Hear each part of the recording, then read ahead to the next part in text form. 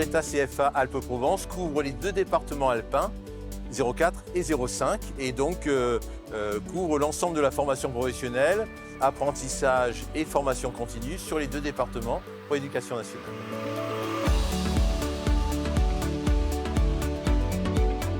Cet événement qui a lieu pour la première fois et qu'on a appelé la formation professionnelle se met en scène, il est d'une part à l'occasion des 50 ans du Greta, des Greta, et il a pour objectif principal de présenter tout ce que l'éducation nationale est capable de faire sur notre territoire en matière de formation professionnelle dans tous les secteurs. Alors on a la chance, nous, sur notre secteur géographique, de vivre une grande diversité, à la fois du niveau de diplôme, puisqu'on forme du niveau CAP jusqu'au niveau licence professionnelle, et sur les secteurs d'activité, puisque ça va des métiers de bouche aux métiers du bâtiment, l'électricité, les métiers de l'industrie, les métiers de la restauration, et puis des niches, puisqu'on est aussi très attaché à mettre en place des formations qui sont en lien avec notre territoire. On a des formations qui sont très spécifiques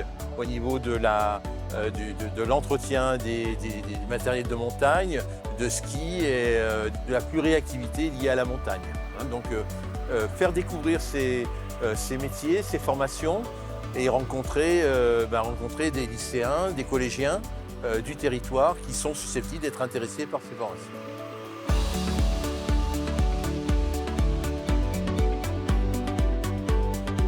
On a proposé aux 12 établissements qui ont accepté de venir, donc 12 lycées professionnels ou lycées des métiers des départements alpins, du 04 et du 05, de venir avec d'une part des jeunes en formation, qui sont capables, parce que quand les jeunes parlent aux jeunes, ce sont nos meilleurs ambassadeurs.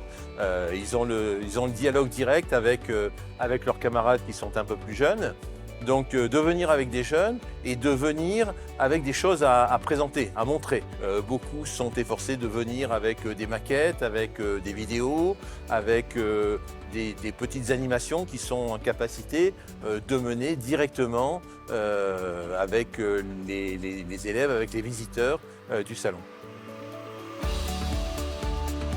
Alors, partenaires locaux, on va parler de Cap Emploi, de la mission locale. Il ne faut pas oublier non plus les CIO, les centres d'information et d'orientation, qui sont représentatifs de l'éducation nationale.